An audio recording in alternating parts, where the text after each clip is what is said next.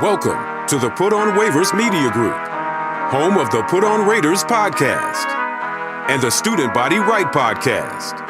This is your place for the best breakdowns and the best insight for those who fight on and bleed silver and black. Now, here are your hosts, Dwayne Douglas and Ryan Holmes. Welcome, everybody, to the glorious episode of the Student Body Right USC podcast. I'm your host, Dwayne Douglas, podcasting out the beautiful shores of the Pacific Ocean.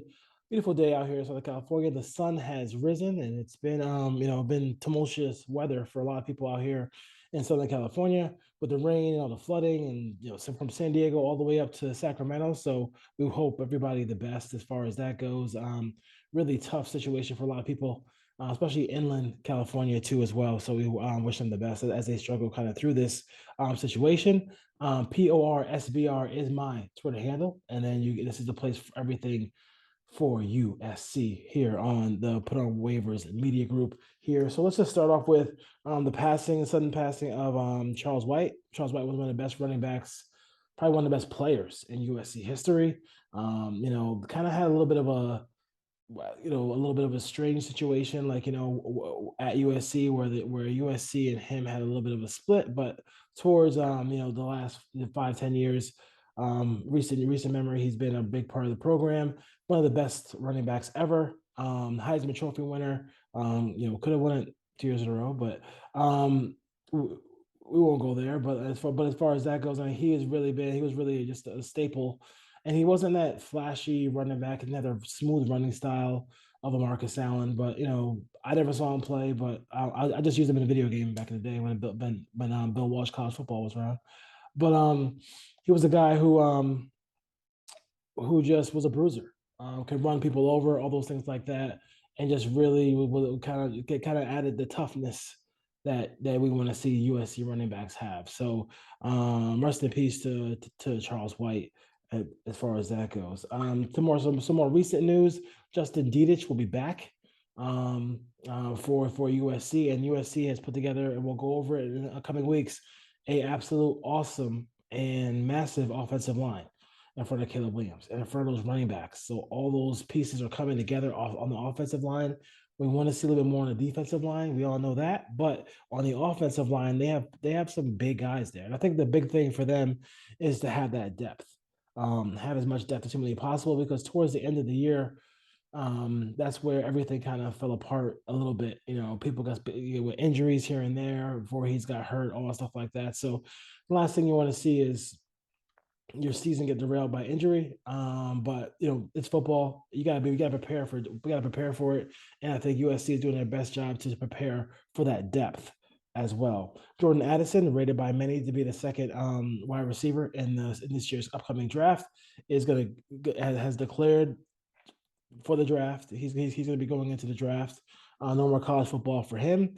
So the former Pitt Panther now, and then USC Trojan, will be going to the National Football League, and he plays a lot like his idol, as far as he's mentioned it. The guy he's kind of tailored his game after has been Calvin Ridley of the Atlanta Falcons, and he plays a lot like that. And I think he's going to have a really good career. Obviously, he needs a quarterback, but USC has been kind of wide receiver as far as that goes. You have Drake London, you have Amon St. Brown. So many really good wide receivers enter the National Football League from USC, and then done yeoman's work, done a really good job for their NFL team. So that's a good recruiting play as well too. So we'll see about that. And I also wish Jordan Addison all the luck in the world in the National Football League as far as that goes. So Put On Waivers Media Group, see a t-shirt right here. So you're looking for a t-shirt? Let me know. And in the comments, or let me know. We got some Put On Raiders stuff coming out. Also some Student Body Right stuff coming out as well. So definitely hit us up if you want to get involved with that. So there was a little bit of a ever since Alice Grinch got announced, or we had kind of reaffirmed the fact that he's going to be coming back to USC. I've heard a lot of people say a lot of different things about him coming back. And while I don't like in any way I wouldn't say wasting a year. I don't want to sit back and wait for the defense to get really good. I just want to be good. Really, I want to be good now because the offense is ready to be their preseason ranked number 8th going into the season for one reason, because they have a really good offensive line and they have a myriad of offensive weapons as well. I mean, their offensive weapons look like they're going to be crazy as far as that goes. But this idea that the defense just has to be just good enough, right? This whole thing about, oh, they just have to be just good enough. I mean, I'm not expecting them to be elite, but let's strive for elite. Let's strive for something that's not just okay. Because when you play the good teams, you can't be just okay defensively. You have to be really good defensively. You have to be sound defensively. You have to be able to rush the passer in the fourth quarter defensively. You have to be able to, to tackle when it's 3rd and 18. When it's 3rd and 18, you can't give a touchdown on 3rd and 18. You can't give wide receivers free releases all the time on 3rd and 18. I mean, those are the kind of things that, it sounds like pretty basic, and we can say, oh, so and so didn't have the tools. Alex Grinch didn't have the tools. He didn't have this. He didn't have that. It was year one. I mean, the clock is ticking. The clock is ticking. And if they can't get the fundamental basics of college football, of top 10 college football defense, then this was a huge mistake to bring him back. And we're gonna see, like, can he handle the pressure? Because the pressure is on right now on Alex Grinch. And it's gonna be we're gonna live and die on every single defensive play. That's what you get when you bring back a guy who is, in this situation like Alex Grinch is. Like you 100% are going to live and die on every 3rd and 10, every 3rd and 7, every 3rd and 8. Every time somebody misses a tackle, you don't want to hear it. You're not going to want to hear it because a guy like Jim Leonard is out there. That's going to be huge for USC. Can he handle that kind of scrutiny? I mean, that's big. That's a lot of pressure. And listen, he's getting played handsomely to deal with that pressure. I understand. I understand why. I understand both sides of the spectrum here. If you let him go, you hire a new coach, and they get off to a rocky and a new defense get off to a rocky start in the first 6 games. Is he looking over his shoulder saying, "Am I going to get fired next? Or are you going to have some patience with me?" I get it. I understand, but they need to be just really good defensively. Like the offense doesn't give you a pass. As good as the offense is going to be, like you don't get a pass because, oh my God, Caleb will bail us out. No, there's gonna be some times where Caleb needs you to bail him out. Teams are gonna at times slow down this USC offense and slow down the Heisman Trophy winner. That's gonna happen. Can you, Alex Grinch, get this team going in the right direction? And if not, then he's gone. Like he has to be gone. There is no year 3 where the defense plays, piss poor, and that's it. And you have to kind of say, okay, I still don't have my players yet, so give me a chance. Give me more time. Nah, bro. No. You don't get more time after that. So if you're Mike Bone and you're in a situation with this head coach who you lured over from Oklahoma, there's only a couple of times where you're gonna have an opportunity to kind of sit him down and say, "Listen, what are we doing?" Right? You have to sit down and say to him, like, if this defensive thing, we're 8 games in, we've given you, we're our job is to win championships. You want to win a championship. You're 1-4 and all these bowl games. on these New Year's Day games. Like, can you, we have to get better there because you can score and he can't stop anybody from scoring. But they need to be really good. Like this idea that, hey, this, that, and the other. No, they need to be really good. You're not going to be able to just say, oh, I held him to 30. Go get him. Go get him, Caleb. Like, you need to be really good. Like, it's going to be difficult to hold a team like Washington, so Oregon to these teams in the 30s. But, like, yeah, I mean, that's your job. Holding somebody in the 30s range when they're a top team like Oregon or Washington are going to be with really good quarterbacks, that's going to be something you're gonna have to deal with, and you don't get a pass. The pass is over. Like the pass is over. Pass is over. People are going to look at why are you dropping our best pass rusher, the guy who leads the nation. Tully is dropping in coverage. Why is he not going after the quarterback? How many times are we going to see Corey Foreman drop in coverage instead of using that athletic build as an edge rusher to go get the quarterback? Gotta get it done. Gotta get it done.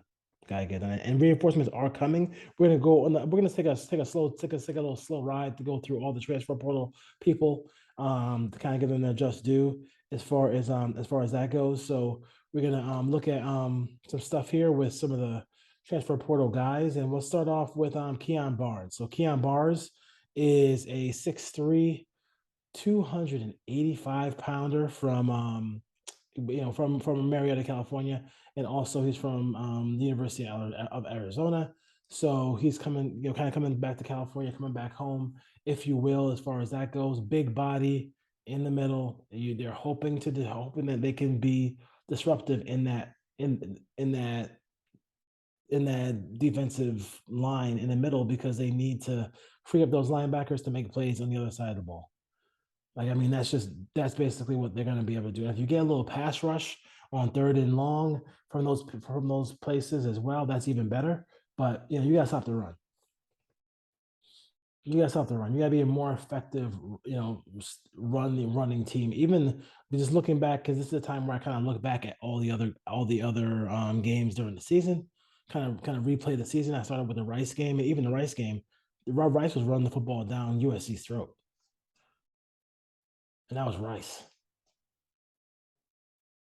So you hope that Keon Barnes and another defensive tackle that we won't talk about on this show, but we'll talk about him in upcoming episodes who came over to USC as we go through this whole transfer portal thing and kind of go through. But he's going to be a guy who's going to be a guy who's you want to see him stop the run, be a guy who frees up those linebackers to make plays. See Tackett Curtis make some plays. See Eric Grinch make some plays. See Mason Cobb make some plays. That's what you want to see. That's what you want to see. So we'll see if that can happen here. But big boy from Arizona comes over to transfer portal. Keon Barnes is there in the middle to kind of hopefully shut things down for Trojan opponents. Let's roll over to the cornerback situation. So Makai Black then last year came over from Colorado, had a really good year, played very well. In that secondary, I wish the whole secondary could have played better, but obviously sometimes it's the scheme too. Like, are you calling plays to help your secondary? I can't forget the interception that he had against at Oregon State. Like, he looked like he was the receiver. So great technique and great hands on that interception, and he was in also the interception of Dorian Thompson Robinson in the USC game. In the USC UCLA game, that was a great pick as well. So fantastically gifted cover man, goes to the NFL. Another guy who's going to the NFL, you got him and Jordan Addison taking that leap into the National Football League. And then who's going to come back? Who's going to come in to replace him? Now you have this is a guy who's been in college for Arizona for 3 or 4 years now. Christian Roland Wallace, 6 foot, 200-pound corner, can tackle, can cover. I'm not sure how, until you see somebody kind of play in your system, you can't really say, hey, that guy is going to be 100% perfect for the USC system and what Alex Smith wants to do, but they needed some corners. And they really needed some guys who can cover some of these receivers in this conference and be given some versatility, if you will. I mean, that's going to be the biggest thing for this for the USC team, to have that versatility in that secondary. And is he gonna be playing alongside Jackson? I mean, Demani Jackson, is that who he's going to be playing alongside? I mean, he had some cryptic tweets coming out, but that's what the kids do, I guess. You have to be able to have long corners who can run and who can do all these. I mean, there's so many dynamic quarterbacks in this conference. You gotta have that same kind of dynamicness in your defensive secondary. And USC is hoping that Christian Roland Wallace can do those things for them as well too. So it should be interesting to see what happens in the secondary with them. Like he's a really good player. He's a really good player. I'm not saying he's a great 4-star guy. He is a 4-star guy, but I just want to see. I mean, you kind of want to see what Demani Jackson can do. I mean, I kind of think he probably could have played more this year.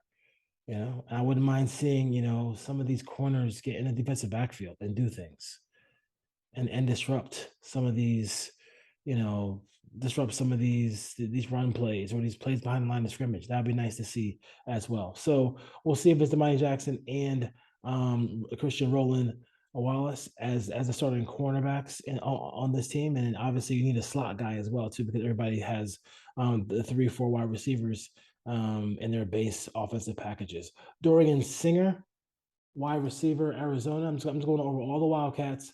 If you remember the game that USC played against Arizona, he was a guy who, my hand looks huge right here. That's crazy. The he had a really good game and also had some tremendous one-handed catches. Now, he might not be a guy who gets behind the defense, but he is a guy who can catch the ball, good catch radius, can jump out of the building, gives him a huge target. Caleb Williams in the red zone and in those 50-50 balls, that he's a guy who can do a lot of cool things there for you as well too. So I would look for Dorian Singer to also be probably the starting wide receivers, well, along with see here, for starting wide receivers for next year, I would say probably Dorian Singer. I mean, I know Rice said he's coming back. We'll see about that. And then Mario Williams, Taj Gibson on that second tier as well. So it should be. The mix is there. They have a lot of wide receivers. I mean, they just do. They could lose. I mean, knock on wood. They could lose probably 3 or 4 wide receivers and still be okay at the wide receiver position. They're really good offensively as far as that goes. And not that to mention the people like Zachariah Branch, who we'll preview a little bit later this year in future podcasts, because that recruiting class looks pretty good here. And now they have one of the top transfer portal groups in college football. And then you got to figure that was going to come with Lincoln Riley. He's going to get his offensive. He's going to get his offensive weapons. He's going to get all his offensive guys. He's also going to get his running backs and offensive linemen. Those guys are huge. Those guys are absolutely huge parts of what they want to do offensively, especially all that GT counter stuff they want to run. But like I said, red zone, jump balls, slants where the defensive back can't get through the wide receiver to get the ball. You're going to see Dorian Singer do a lot of really cool things at USC for the Trojans here. So I think one more news note I think I want to talk about was the schedule, and this is the Pac-12. So Pac-12 network, y'all suck. I know y'all suck, and that's part of the reason why USC and USC and UCLA are leaving. So not only do this, so like when you go to YouTube, right, and you go to highlights of NBA games or highlights of NFL games or whatever, you see a situation where like you see like the time duration of the highlights. It'll be like a good 10 to 15 minutes worth of game highlights, right? Every time you go to a Pac-12 highlight, I mean, but the Pac-12 had a highlight. They have a highlight package for all the games. The duration of those are usually like 2 minutes. Like people who missed the game or want to see more of the game, from the extended highlights, maybe it can maybe a condensed game like MLB does, like the NFL does, like NBA does, like who wants to see 2 minutes? Like there's so many plays in the UCLA USC game, and this is where I noticed this, is it was only 2 minute highlights, a 2 minute highlight. How do you have a 2 minute highlight of the game between UCLA and USC this year? They had a 2 minute highlight of the game that USC played against Utah the first time in Salt Lake City. How the hell was that? Like, what are you doing? Like, are you like, is it, you have trouble with bandwidth? Like, you have an issue with the video's taking too much space on the drives? Like, what are we doing? But anyway, the the schedule according to John Canzano, the schedule will come out on Wednesday. Of course, Pac-12 Network is going to have the schedule release show at 10. Let me see. Is it 10 a.m.? It's 10 a.m. Pacific time. Nobody's going to be at work to see that, right? I mean, they're clueless. They're clueless. But of note for USC will play the last 3 games of the year, and I believe they play Washington at home. They go at Oregon, and then they play UCLA. So you got to think you're shooting for 2-1 in that stretch. I mean, go 3-0 in that stretch. You're going to be in a college football playoff, but basically you try and be 2-1 in that stretch. But it's at the end of the season again, so they have that. They have to be ready to be playing that playing their best football going into that game. So I'm gonna double check to see what they have for the whole mock up of the schedule, and then we'll kind of go through the schedule as far as that goes. If I can pull up I kind of lost that tweet real quick, and then I'll let you guys go. Let's see here if I can find that tweet about. There's a tweet here about the schedule coming up and kind of broke it down just a little bit. Yep. So November 4th would be Washington. November 11th would be at Oregon. November 18th would be UCLA at home. So 2 out of 3 games are at home. You kind of figure you might be able to, do that. You can make an argument that that this team has a bye the first 3 weeks, because the first 3 weeks looks like San Jose State, Nevada, and Stanford, and then they have their bye, and then they go at Colorado, Arizona, at Notre Dame, and we don't know when they're going to go at Arizona State, at Cal, and play Utah. Utah's at home as well too. So if they, it would be kind of cute if they put the Utah game. There's really no spot for the Utah game, but it'd be funny if they put the Utah game like right before the Washington game. So you're playing Utah at home on October 28th, and then play Washington at Oregon, and then play UCLA. That would be pretty much a gauntlet there.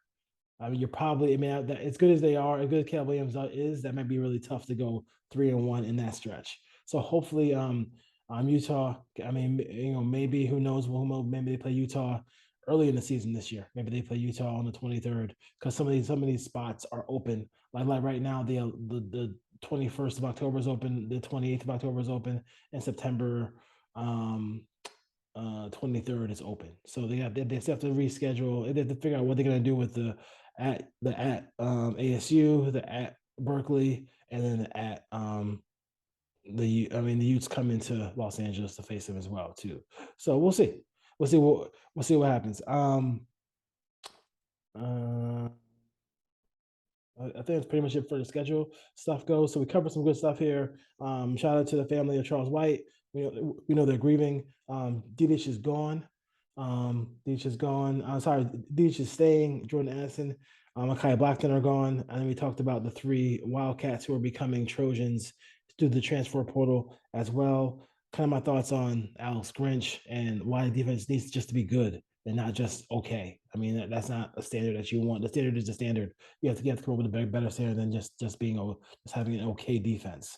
You got to be able to do something at a high level if you're because this is USC. So we'll see what happens there, and the schedule will be out next time. Maybe I'll do a quick synopsis of the schedule the show this week when it comes out tomorrow. But for right now, everybody relax, chill out, and always fight on. Raider fans, Trojan fans, thank you for watching and supporting the channel. Click all the little things around us and you can see more shows from the Student Body Right USC podcast and the Put On Raiders podcast. Fight on. See you, Raider Nation.